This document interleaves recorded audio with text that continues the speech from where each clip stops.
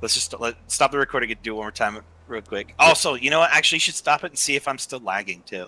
No, you're good. I can see because the problem is with my audio box. So it's actually captured properly, but I won't be able to hear you and respond properly. But I can see your waveform move up and down when you talk, and it was off because the way it usually happens is that you'll say something, it'll make a weird like kind of sound like the usual kind of cutting, and then I'll hear you say the exact same thing. And so I just have to make sure that I pay attention. You're not just repeating yourself, but it's just broken. So that's how I caught it because you said like, oh yeah, and then this thing, oh yeah, and then this thing, and I was like, what, huh, huh? All right, let's do another take. Here we go. You got it. All right, and good evening. Welcome back to the Placid Plastic Podcast. We're back at it again with another perfect, infallible tier list. You're gonna love, and you're gonna have to love, and you just need to remember that you are correct if you agree with us. Yes, and today we've decided we're going to rank consoles, and with that being said, our opinion is infallible and perfect in every way. So as he said, you're right if you agree with us, and unfortunately, you're wrong if you disagree with us, and that's just how the cookie crumbles. It's just how it is. Having said that, there's a little bit of a criteria we took when we decided to rank these consoles. We're not ranking them based on games, because if that were the case, Xbox would be at the very bottom. We're going to rank it based on functionality, performance, design, and the feel of the controller. And I think with all those things considered, we've come up with a pretty good idea of the perfect console tier list. Absolutely. And there's a lot of these that I haven't actually interacted with. So it's going to be a largely David's got control of the battlefield here. And I've got some comments about designs, but we'll get there when we get there. With that being said, we'll start with the Atari 2600. Now, I played this console way back when I was in middle school, and you don't really see this. I mean, you don't see this at all with consoles these days. But the fact that it had wood as part of the console was a very unique and interesting design choice. And so it's kind of got that old rustic feel about it. I mean, the fact that it's like one half wood, one half plastic is very fascinating.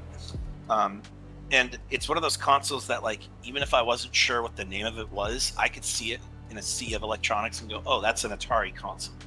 So there's kind of that uniqueness of the design. Having said that, the controller's terrible. It's essentially just a button and a joystick. And because this console's 40 years old, good luck finding a controller that has a joystick that isn't screwed up. Even the one that I played way back when, the controller stick was an absolute mess. And again, because it's a 40-year-old console, the connector cables that you would need in order to play the console don't work on a modern TV.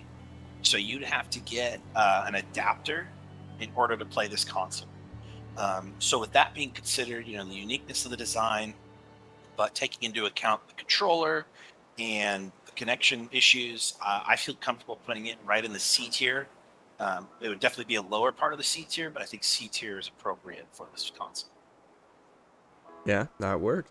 I do really like the wood bar aesthetic. You ever see like those cars? They have that like the paneling on them. I really like that look, but it's a shame no one's really included that since. Yeah, I mean, it's a sign of the times. I mean, like you said, they don't put wood on cars anymore. That was something that was unique to the era.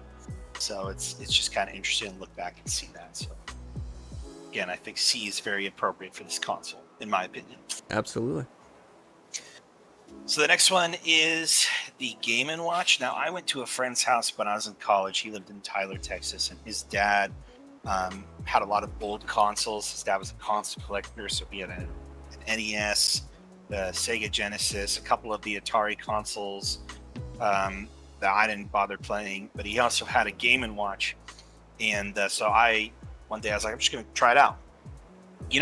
For the time, I'm sure it was great when it came out, but looking at it, through the lens of all the other handhelds I've played with over the years, it's not really that good. The screen is very small, and of course with age is prone to issues. I believe the screen on the Game & Watch that I played, like the backlight was kind of damaged, and there's not much of a backlight anyway, so it's very hard to see what was going on. The buttons are very stiff, and really it's not a very inspiring console design. It's basically just a small little rectangle. Wasn't a very good experience in enjoyment-wise, just handling it and whatnot, so I would probably put it D tier. It's not horrible. I mean, it's still, somewhat unique, but I think just D tier is appropriate for the Game & Watch, in my opinion. Sounds good. Yeah, I mean, it's a square, rectangle. It's a gray box. It's really not nice to look at. And I do like the kind of beveled, if that's the right term, the slightly raised display with that beveling on the edges. I do think that helps break it up a little bit, but I think it does make it just become a dated thing. And, well, we're, what is it? Fuck, 40 years after? Yeah, Wow. 44 years. Jeez, alright. Yeah, it's just shame on them for not keeping up with design. Yeah. So I think D tier is good for this one. Alright. Now, this is going to get a little controversial. We'll hear with the classics. NES. It's definitely interesting. I hate the controller. Anytime I've ever touched an NES, I just absolutely hate dealing with the controller. It's a little tiny rectangle. When you hold a modern controller, or just a controller for the last 20 years, for that matter. That's true. It has typically something that you can rest your palms on while you're playing away. Yeah. Even the Super Nintendo was rounded so that you could rest your palms on the rounded aspects of the controller. The NES is just a small little rectangle. So you're basically holding it up with your fingers and you're not letting any part of it rest on your palms. It's a very uncomfortable controller to hold. Yeah, I have a belt buckle that is an NES controller, and I'm pretty sure it's accurate to size, too. Yeah, let me, I guess, grab it real quick. And while he's doing that, I'll keep explaining. So the controller I hate. There's another also critical error with the NES. So the way it works was, you open the top flap, and you have to insert a cartridge so that the connector pins connect into the cartridge, and then you flip a switch, and it starts up. The problem is those connector pins are very prone to breaking over time because the way you insert your game is very unique. You basically insert it on a downward angle so that it kind of sits into the console, and then you shut the flap. It's not like any other cartridge console. You notice how every console that involved cartridges, you insert them from the top down? Well, the reason is because the NES, those connector pins would break all the time because the awkward way the cartridge would be inserted into the console. And it was a very, very huge critical design error, which is why the Super Nintendo and the N64, they had the cartridges be inserted top down because that prevented the connector pins from being broken. So I hate the controller. It's an iconic console. I'm not going to deny that it's iconic, but the controller and that critical flaw, and of course, the console actually over time, depending on the conditions that the house it's in, will yellow. And so if you see, there are a lot of NESs that I've seen that they go from being gray to this disgusting yellow. So I actually would put the NES in D tier. D tier, wow. D tier. Now, because of that. I will say the ergonomics of the controller aren't very good. Like, you pick it up for the first time and you're like, all right, this ain't so bad. But if you because of the amount of pressure you have to put to push these buttons compared to the what do you call it? The support that you get on modern controllers, so the pushing those buttons doesn't hurt as much after as long as the time. This will cramp up your hand. And I understand my belt buckle is not as thick as a actual controller, but it's got pretty much the right dimensions. This is about the size, same kind of buttons. And honestly, I think the belt buckle is probably more comfortable to hold because it's got kind of a softer design physically. Like, it's like soft rubber. instead of plastic. But yeah, the discoloration that comes from the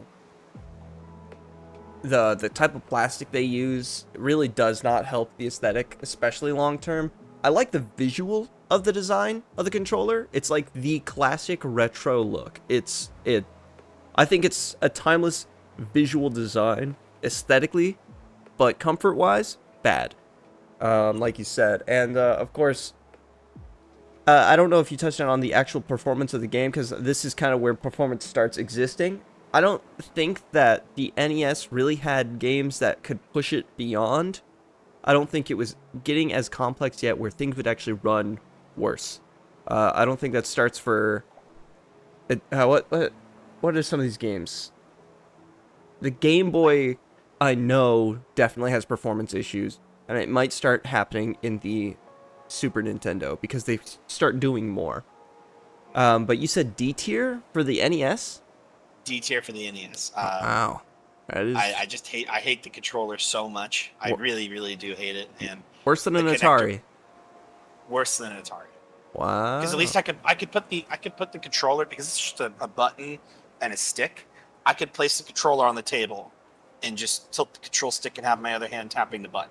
That's so, true. like, Hell, I you could could do still- it with one hand if you wanted. Yeah, exactly. And so you can't do that with an NES controller. And again, that connector pin issue was such a huge error, which is why the Super Nintendo and N64 cartridges top down, because NESs were breaking all the time because of that. Which is why those consoles, even on the Super Nintendo, if you flip the Super Nintendo and the NES upside down, there's a support number that you would call and ask for help when it comes to issues with your console, because they had so many issues back then. Huh. And they obviously don't do that anymore for consoles, but they did back in the early days, because these early consoles had so many issues, starting with the NES. So for me personally, and again, this isn't basing it on games, just what we talked about previously. Sure. So Yeah. I think with all of that, I'd put it as a D tier design. Okay. Yeah. Well, I'll leave it there then. So next is the Game Boy, the original Game Boy. Classic. It's kind of interesting when you're looking back, because obviously the Game Boy Color and then the Game Boy Advance and Game Boy SP are like consistent. Like each console, each handheld is an improvement over the other. Mhm. But looking at the original Game Boy just as is, it's a pretty solid handheld. However, the backlight for the original Game Boy is terrible. Terrible.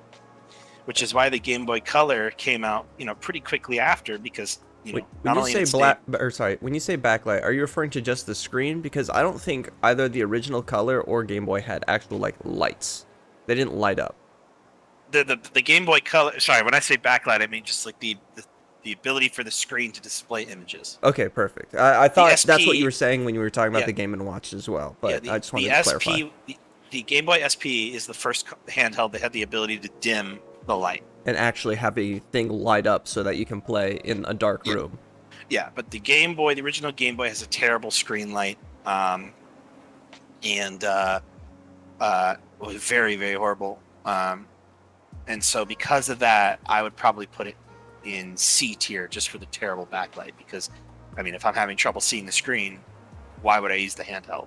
Well, I'd say I would probably actually put it lower. I'd personally put it closer to D, because the screen itself, it doesn't even have color on the original Game Boy. It's just I would say black and white, but it's black and green, as you can kind of see on the picture there. So like the original NES, you could at least get color visuals because it was plugged into a TV. The original Game Boy, same plastic. The aesthetic's not really any better. It's a tiny rectangle, like the Game & Watch, except maybe skinnier. Yeah. So it may be upper D or bottom of C. So I'm actually tempted to agree with you. There's another point I want to make when we get to the Game Boy Color that I'm going to not make a point here talking about the original Game Boy, because I'll be repeating myself when we get to the Color. But there's another aspect of these two consoles, so I'm actually willing to put it low C. I think I'm okay putting the original Game Boy low C. Okay. And I'll explain further when we get to the Color. All right, then I'll put it behind the Atari. All right, so that puts us at the NES. Do you want me to do the regular NES first? We did do the regular NES. Sorry, the regular SNES. My bad. Yeah. Okay, because it has Gen 2 ahead of it for some reason. I didn't play Gen 2. Oh, I didn't realize. I thought you said that. Oh, no. Hold off. I I could probably say that I've played it, but honestly, I wouldn't be able to distinguish anything. Yeah. You can go ahead and kick it off with the SNES. Well, SNES, you look at the NES. You look at the NES, loser, total loser. The SNES, serious upgrade. Yeah, it's really just the sequel console. It's got a better feel, better controller. Does it have more buttons? That was the SNES, right? Yes, it does. It has bumper buttons. It's got bumpers. Wait, what happened? Wait, I thought there was like 6 buttons. Yeah, so it's got the regular NES just had the D-pad, 2 buttons, an A and a B, and the start and select. The SNES incorporated the X and the Y as well as the left bumper. And Oh, it did right have bumpers bumper. and X, Y. Yes. Oh wow. Okay. Yeah. So there you go. I mean, it's round, so it's already a more natural feeling. It's still a pretty thin controller, but I think it is a little bit thicker than the original NES. So it does have a little more body to keep pressure off the center of your hand. So you don't have that cramping that you would have with regular NES, and it might, for the games that it did play, it might perform worse, I think, on some of them.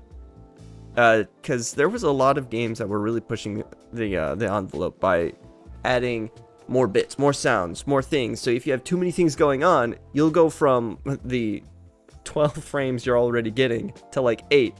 And it does, I think, take a hit there. Aesthetically, it's hideous. But I do like the controller significantly more. So it's got to be better than the original NES. But yeah, it's a good improvement in some ways. But as far as aesthetic is concerned, I think it took a serious fall. I like the NES's box better. I like, purple is my favorite color, so it kind of gets a little bit of, Extra points. plus points for me because of the addition of purple onto the console. Now, they don't make consoles like they used to. The N64 are tanks, because when I was young, I dropped my Super Nintendo down a flight of stairs by accident, and it still works to this day. Easy. Because if you think about it, back then, these consoles were basically just a shell with a motherboard and connector cables. Right? There were no fans. Yeah. There were no GPUs or anything like that. It's just a motherboard and connector cables. So simple things. I give major props to the Super Nintendo for how long it's lasted. You can still play it on modern TVs because it's got AV. If your modern TV can't take AV, you can just buy an AV HDMI adapter. But I love the controller. It's a great controller, huge improvement from the NES. It's not a very inspiring design, admittedly, even with the purple. But the first cartridge console to accept, top down, so that the connector issues weren't a thing, was great. So huge improvement over the NES. I feel comfortable putting it in high B. High B? Maybe high or mid B. I don't want to put it in C. I think because of the controller, its durability, and the improvements it made over the NES, I think, substantially, the fact that it could process so much more, it could handle a lot more sophisticated music, chips and all that. I don't mind putting it in the B tier. Maybe we could do low B. Wow. What do you think? I mean, see, I do like the improvement to the controller. It is an upgrade to the NES. The console itself, like we said, it is performance-wise, it is an improvement. They can do everything more, and the pure aesthetic of that thing, though, is really ugly. Like, the purple is nice, but it's not even designed purple. It's like, oh, here's some plastic buttons. Those are purple. Fair enough. Like, the NES has at least like a strip on it that leads to the aesthetic. It's designed to look that way. This looks like it's purely utilitarian in the worst possible way. And like, design-wise, visually, it's ugly as hell. But yeah, like it is better as far as durability goes. I think the other ones are probably just as good. When like the original NES, it's even simpler, so I feel like it's got even less opportunity to fall apart. An original Game Boy and a Game and Watch, even those aren't gonna. You could. Those are like Nokia phones. Those aren't going anywhere. Fair enough. All right, well, let's do C. Let's do C for I'll SNES. keep it top as C, I think. I think that's fair. And we can put any other C things behind it. If we feel like C's getting too dense, we can push it up. Fair enough. All right, let's Uh, Sega CD. That's all you. uh, so one of the reasons why Sega eventually stopped making consoles is because they had a string of like really unnecessary and like stupid consoles that they were just pumping out over and over and over. Like it started with the Genesis, and they did this Sega CD and the Sega Saturn and the Sega 32X, and they were going to do a Sega. I think they literally called it Sega Neptune before they canceled that and went straight to Dreamcast. But there was a period of time they're just pumping out these consoles, and the Sega CD is basically something that you attach to the bottom of your Genesis to play CDs, Oh, it was that. and you need, well, obviously you need a Sega Genesis in order to play, because you have to attach it below the Genesis. Because it's dependent on another console, that severely knocks points off on it. And I don't know. I mean, something about these Sega consoles just have very weak. Like, I don't really like the design of these consoles. I mean, like the all black aesthetic is somewhat interesting, but I think they were trying really hard back then to look futuristic because, you know, like you said, the Super Nintendo and the NES were basically just boxes the way they're designed. And Sega wanted a more sleek, you know, look how cool, you know, it's all black, it looks futuristic, very cool. And I just thought like the CD and you know, when we get to the Genesis next, I felt the same way, but the CD, it's just, it looks like a little tiny CD player that you put at the bottom of the Genesis. So the design is just kind of like whatever to me. I think, again, the fact that you need a Genesis in order to use it is just like sad. Like you can't just have the CD. Yeah, it's an accessory. It loses points for that. Yeah. And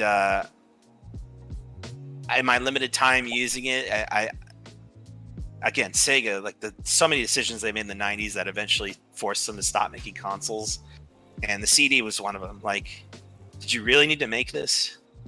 Like, there was barely any games for, I mean, you know, not even going into them, there wasn't really that much to play on the CD to begin with. So it's just kind of whatever. And I think just because it's just kind of a shrug, like a footnote, I'd probably put it like D. Yeah. Like you said, it's kind of ugly, and since Yeah. it doesn't even have its own dedicated controller, it just piggybacks off the Genesis. Yeah. Bottom of D tier is where I'm putting that. It's not a nice looking thing.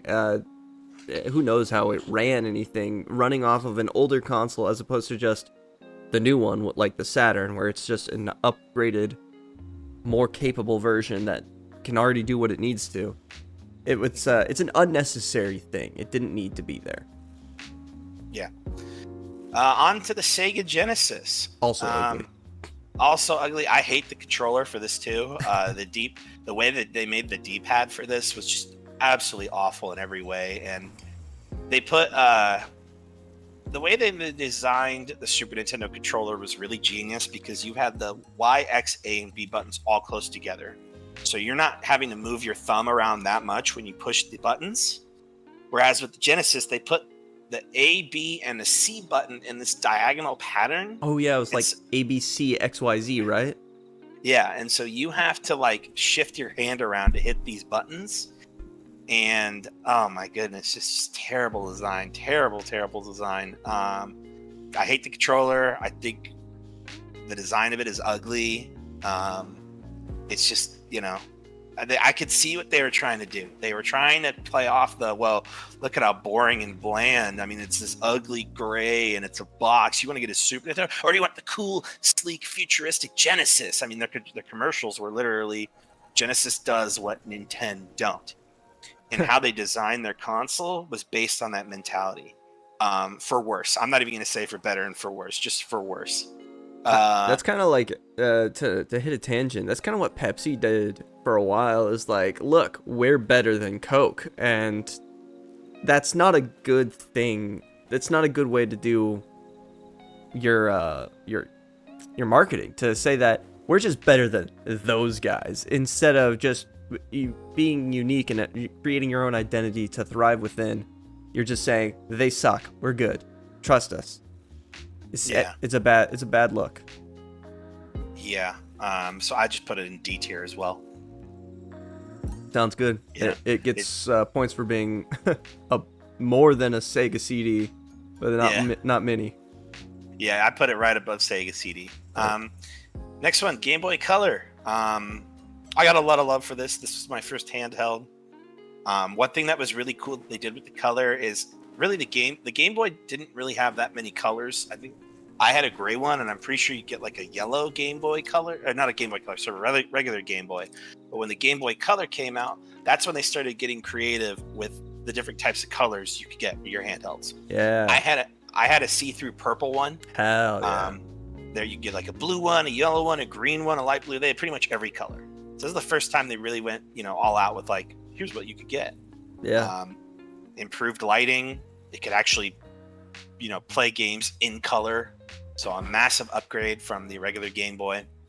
Everything an NES can do, but better. Exactly, yeah. And I didn't have any problems using it. I've always felt growing up that it was a decent Game Boy.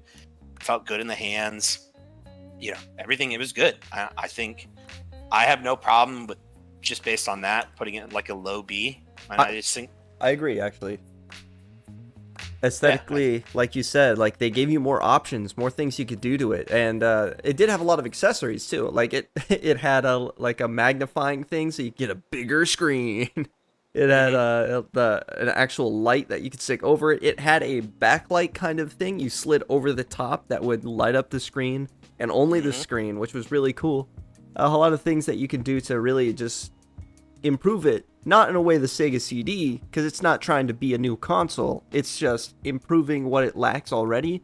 And honestly, I like that modular kind of design. I love the modular aspects of it. And the Genesis had some cool modular ideas, but I don't think they did a good job with them. And the Game Boy Color, I will say, I think its performance did struggle in some ways. I remember playing Super Mario Land. It performed like garbage. Yeah. Yeah. It was not a well optimized game for a Game Boy handheld. But the design, I think, it's just an improvement on the Game Boy significantly. It is also a box, but it's a lot cleaner of a look. Mm-hmm. And its utility was much better, by far. Yep. So I think B is perfect for it. Perfect. Let's hit that N64, baby. Everything I've said about bad controllers, this is the worst controller ever made. Whoever designed the N64 controller should be shot. It is the worst controller ever created.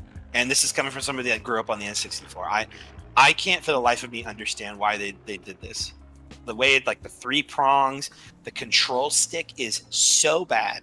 It's basically like oh my goodness. When Mario Party came out, they had, in Japan at least, I don't know if this overseas, but in Japan they actually started packaging Mario Party 1, 2, and 3 with gloves, because when you do those things where you got to rotate the control stick rapidly, because the way it was designed, it would literally screw up your thumbs or the center of your palms. And anytime that I don't know if you've ever been to a dentist office or anywhere that ever had an N64 available. Yeah. Remember when they used to do that? The control sticks were always broken on the controllers. Terrible. Oh my gosh, the worst controller design ever. I hate it so much, and I love the library for the N64, but man, I just really hate the controller. It is so bad.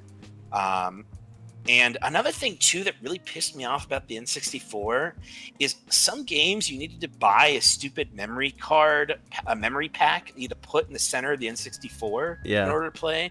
Majora's Mask, Castlevania 64. There were a lot of games that you needed this, you can't play without the Rumble pack, or you can't play without the memory pack. And it's like, I bought the game, Why can't I just put it in the console to play it? It's like, oh well, you need the memory pack. It's so stupid, so stupid. Yeah. And the power, the AC adapter for this, like compared to the Super Nintendo, because I grew up with a Super Nintendo and a GameCube and an N64. The power adapter for the N64 was the most like fickle, like you even breathe on it and the game will freeze. It is like the most fragile piece of crap AC adapter ever. Like, oh my goodness. Like if I even looked at the AC adapter funny, my game would freeze. Now, why would the I power adapter affect your game's performance? Well, because if you touch the power adapter while it's playing on the back of the console, the game will freeze But because what? it'll act like it just got unplugged. But yeah, that wouldn't freeze it. That just turn it off. Sorry, when I say freeze, I mean turn it off. But yeah, the game would stop working. If I even looked at the power adapter funny, it would act as if I disconnected everything and broke it. Yeah, it was pretty wonky. And yeah, like you said, the controller design, especially if you want to talk about stick drift on the Switch. I don't think you've experienced real stick drift until you use an N64 controller.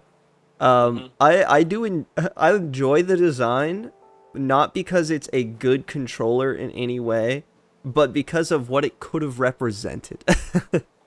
The fact that you had 3 prongs, right? That is ridiculous. But imagine you're using the D-pad to move. Now you actually have a real thumbstick for looking around. Or alternatively, you want to use the thumbstick to move because you need that smooth those 8 degrees of direction. And now you have these extra 4 C buttons. You've got an A, a B button. The only big problem is if you need to hit the L button, it's on the other side of the controller where your hand isn't. So that's a little weird. Doesn't work very well. Not ergonomic. Not reasonable. I don't know what. Yeah, like you said, what the fuck were they thinking? Let's grab Varied. 3 prongs because I don't know. Play with your dick. It's weird. Yeah, and the bottom of the N64 too has all these ports that go unused because they were making that disk drive add-on that failed. So there's all this crap on the bottom of the console that just goes unused. Oh yeah, I completely forgot about that. I always wondered. Yeah, I had a similar experience with the GameCube. There's a bunch of extra ports that I don't know what these are for, but yeah, for the N64 there was just extra things that never were ever used. That's crazy. That blocked out of my mind. But and yeah, one more thing too. Sorry, go ahead. I was gonna say needing the rumble pack. Like I get making it an accessory that you can use, but making it a requirement, it kind of sucked. And yeah, having memory cards on cartridge games was also really, really annoying.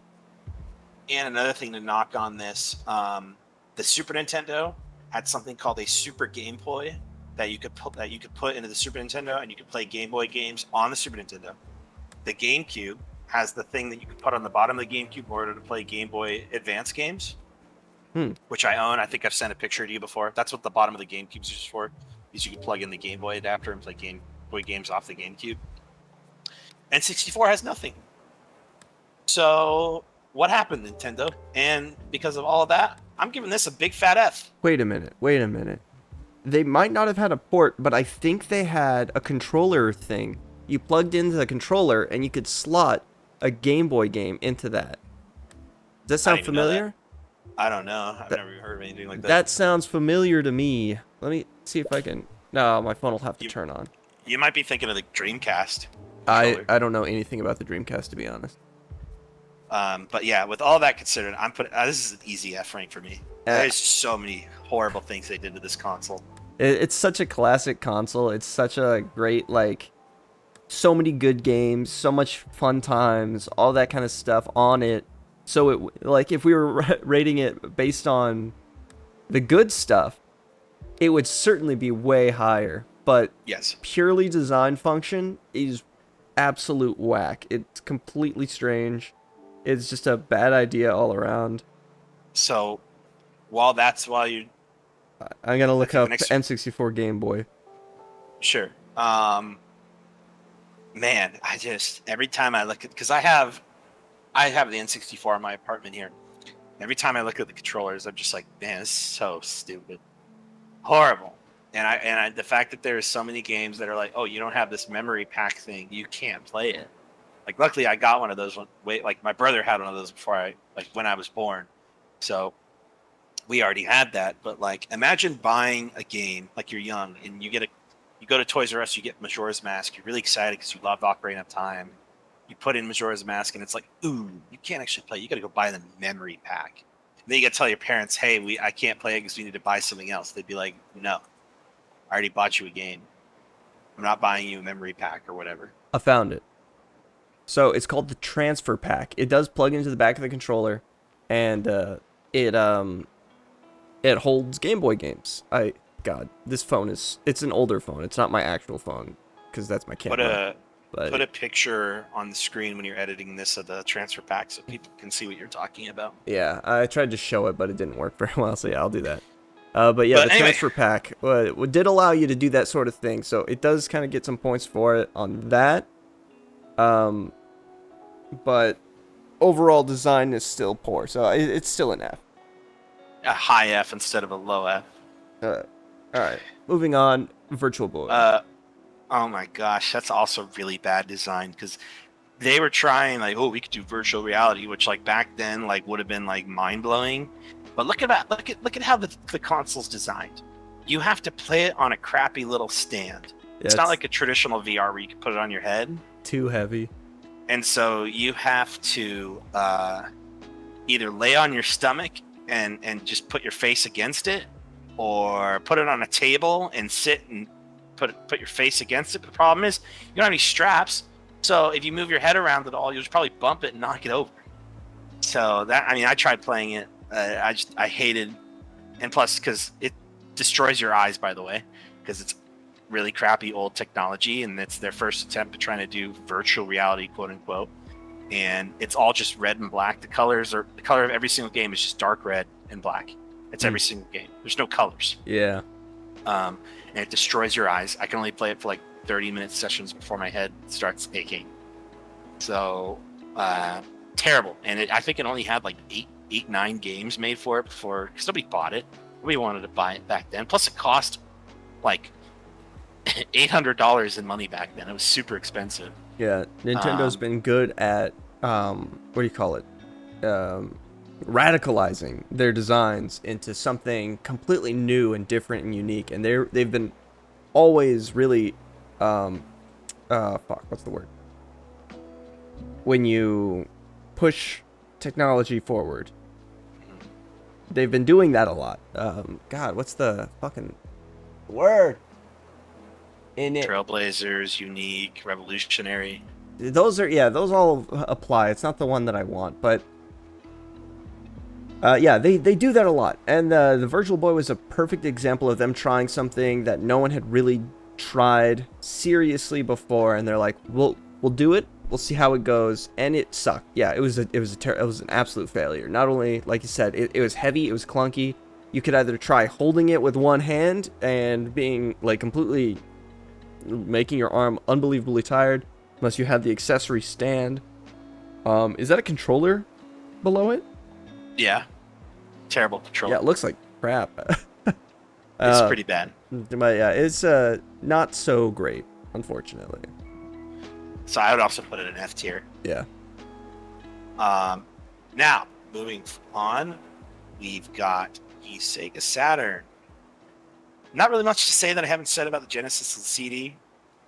Boring, weird design, terrible controller, another unnecessary console that they made before they tried to redo things with the Dreamcast. That's why the Dreamcast looks so different compared to their other consoles, because they're just like, this whole thing's not working. We got to keep pumping them out, and it just kept failing. So Sega Saturn, I played it.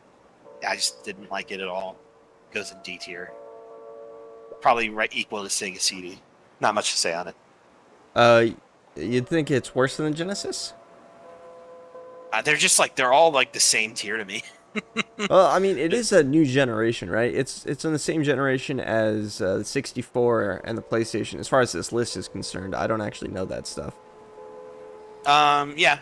I mean, it's around that time, yeah. So I guess, performance-wise, because it can play better games than Genesis, you could put it above it. But it still goes in D tier. The way I like to see this one, and this might just be a nostalgia thing for me, is the PlayStation 1, as that was my first console. I got all the other ones and played the other ones. Like I had a PS1 before I had an N64, and before I had a Game Boy, all that kind of stuff. So the PS1 I always felt was just such a classic, simple, straightforward. It is just a box, but there's something about its shape that doesn't feel like like an SNES kind of box. You know, it feels more deliberate and designed. And I think the Saturn, at least from this fucking 200 pixel picture, I feel like shares some of that aesthetic of intentional, clean shaping. Now the controller still looks like ass though, so I'm not gonna give it a higher score, but I think higher than the other two Segas is what I wanted for that. Yeah. So I think just put it above Genesis then. Perfect. And that brings us to the PlayStation 1. PlayStation 1. I probably, besides the PlayStation 5, I probably played the PS1 the least amount compared to the 2, 3, and 4. But I mean, it basically, for those who don't know, originally Sony and Nintendo had a partnership, which is where games like Super Mario RPG came from, because it was SquareSoft collaborating with Nintendo to make games. Sony approaches Nintendo right around the start, right before the N64 is about to come out, and they're like, "Hey, why don't we make disc-based games together?" And Nintendo's like, "Oh, that's not going to work. It's never going to work. We're not doing that." Sony says, "Fuck this. We'll just make our own console then." But wasn't it that Sony was actually really far along before Nintendo backed out? They're like, "Oh yeah, do whatever you want," and then they were like, "All right, here's what we got," and they're like, "What? Get that shit out of here!" They didn't. Nintendo. What happened is they approached Nintendo with the idea of this console, and said, "Hey, why don't we make this like the next Nintendo console?" And Nintendo's like, "Well, we're already making our N64, and we're not going to switch to CD. That's not going to work." And so they broke off from Nintendo and made their own console, which is where the PlayStation was born. And I mean, for the time, you know, what you could do with discs versus cartridges was insane. Yeah. Massive revolution in gaming that has been going on since. I mean, games are still disc-based, even though they're going digital. You still buy games off discs. So, you know, you could thank Sony and the PlayStation 1 for starting that. So I give it huge props for that, for what it was able to do. Now, do I like the design of the PlayStation? It's kind of whatever to me. I think future PlayStations, which we're going to discuss, have far better designs. I don't really like the controller because they didn't have analog sticks yet. In fact, it wasn't until later in the way at the end of the PS1's life cycle that they finally did DualShock, which is why games like Resident Evil 1 and 2 have the director's cut of Resident Evil 1 and Resident Evil 2 have little things on the jewel cases that say, "Oh, you could play with a DualShock controller." Yeah. Because that was them being like, "Look, we can do analog sticks." So the fact that they didn't have analog sticks on the original controller kind of knocks it a bit. The console design's kind of, whatever to me. But the fact that it was the first console ever that you could do discs on was crazy. So huge props to it. I think for that, I have no problem giving it a C, like between the Game Boy and maybe top C, honestly, just because you really can't understate how important it was that they had CDs introduced on this console. I agree. Generally, I agree. I honestly want to put it in B tier because, inversely, I thought the original PlayStation controller without the thumbsticks was way more comfortable than the PlayStation controller with the thumbsticks. Now, I play with a DualSense or a DualShock 5 if you're behind the times, but the PS5 controller is the most comfortable PlayStation controller ever. They've never made a better controller than when they've got this DualSense 5. And it feels better, it holds better, it's overall just the best thing they've done. The PlayStation 1 controller, the thumbsticks were just a little too close. They were fine quality when you actually got them. Having the rumble was nice, but I would say I liked the controller design overall compared to anything we've rated currently. I think it's the best controller design and has to stand above Most of these. I did say I like the console design more, but we disagree on that one. It is simple, so I won't say that's a game changer. But I think its controller, the being a two-pronged instead of a three-pronged abomination, um, was something that the Sega could have done better, but Sony did best in this generation. So I want to put it maybe bottom of B. Yeah, that's fair. I think bottom of B is fine then. Okay. I really like the Uh, PlayStation. Oh, Bottom not to of B. mention something to add to the controller's quality was when you did have an actual DualShock that had rumble and thumbsticks, you press the analog button, and games handled this differently. Some games they just said, okay, now your thumbstick is how you move. Your right thumbstick is already like a thing, but you don't necessarily need to use it, so you can still use the buttons. But some games just completely got rid of the buttons. They're like, oh, you want to use the thumbsticks? No buttons for you. You're just going to use the thumbstick and push it in the direction of the button you want to press. It was very weird, but for the most part, that wasn't the thing. Like, if you played Tony Hawk's Pro Skater, you don't use the analog. It's not going to help you any. But that was just a really cool function, I think, to add to the design's proficiencies. Yeah. All right, bottom of B is fair. Cool. Xbox. The controller is hilariously big. It's actually called the Duke because of how just freaking ginormous this original Xbox controller is. Have you ever used the original Oh yeah, controller? the original Xbox was probably this one I put the second most time in. The controller is just comically large. It's pretty funny. I haven't really played it that much. I played it a couple times, so I'm actually going to let you do the most of the talking for this one. One other thing I want to bring up with this is the original release of the consoles had a very big issue where they would have clock capacitors, which manages the time, like how the consoles keep track of time with these little clock capacitors. On the original release of the Xbox originals, these capacitors have the tendency to explode over time. So they fixed that in later releases of the original Xbox. Wow. But I didn't even know that until later on, because I had a friend who had an Xbox original that it stopped working because the capacitors blew up on the inside one day, destroyed the motherboard. So, My God. yeah, I mean it's a decent console. I don't really have much to say on it. I think the controller is so big it's funny. But in my opinion, just based on my limited exposure to it, I thought it was a decent console. I think it's just perfectly average, not offensive in any way. It's it is what it is. I thought the controller was fine, even though it's ginormous. It was a decent controller. So I'd probably give it like I think C, just average. Okay. But you tell me what you think. I think the Xbox, I'm not going to say it was peak or anything, but first of all, its design is purely aesthetic deliberate. It's a giant X. It's a big fucking X with a green circle in the middle. And they share that on the controller. It's got this big controller with a nice green X in the middle. One of the first, I think, consoles, I think this and the PlayStation were like the first hard drive consoles, because the GameCube used memory cards. Yes. And so the Xbox, you actually had a hard drive. You could install music onto your Xbox, or I guess download it onto your Xbox from a CD, and you could play that in some games. Some games would use your music library to play games. That is awesome. Or not to play games, to play the songs. And that is also something you could have done with the PlayStation. The first PlayStation, it was a CD player too. You could just plug your CD in, and it brought up its own little UI, and you could just use it to listen to music from your TV. It was really cool.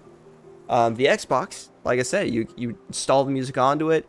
I thought the controller was fantastic. You've got the asymmetric thumbsticks that was more ergonomic than than Sony was able to do up until the PS5. To be completely honest, but their design defined controller design far more solidly, because you look at any kind of Pro controller and most controller designs that have come since the original Xbox, they're largely asymmetric. You do get ones that are just copies of the PlayStation ones, but any of the things that are geared towards, this is the elite controller, this is the true gamer controller, this is the controller that professionals use, those kinds of things, always this asymmetric, left upper thumbstick, lower right thumbstick, and that alone, I think, makes its design far more impeccable than anything following. And of course, every iteration of Xbox has cleaned it up since. Like I said, the same thing with the PlayStation. The controller, they got better, but the Xbox One, I think, defined it. And one thing that was a little weird that it, I think, loses some points for is instead of having a left bumper, left trigger, right trigger, like even the original PlayStation had already, they opted to have the black and white buttons on the bottom right below the A and B buttons. So if you look at this DualSense controller here, where there's the X and circle, down here is where you'd have the black and white. It was very odd, but it worked. I mean, it was perfect for the games that you were playing, and third-party controllers also just switch to bumpers anyway. So you could find like an Xbox original controller that was probably shaped closer to a 360 controller made by a third party before the 360 even was out. For that, I think B tier is just solid. I think it has the controller design that kind of defined controller design, and the console design. Not that it defined anything, but I think it's just a nice looking console. It's a box. It's the Xbox. It tells you what it is. You want to put it like right behind PlayStation 1? I'd put it above PlayStation 1, to be honest. Between Color and PlayStation? Sure. Okay.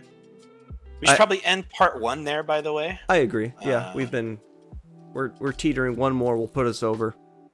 I think it's a pretty good place to stop for part 1. Lucas, take us away. Well, hopefully you guys are seeing what we're talking about here regarding this tier list. I want to know what you guys think, where you would place some of these.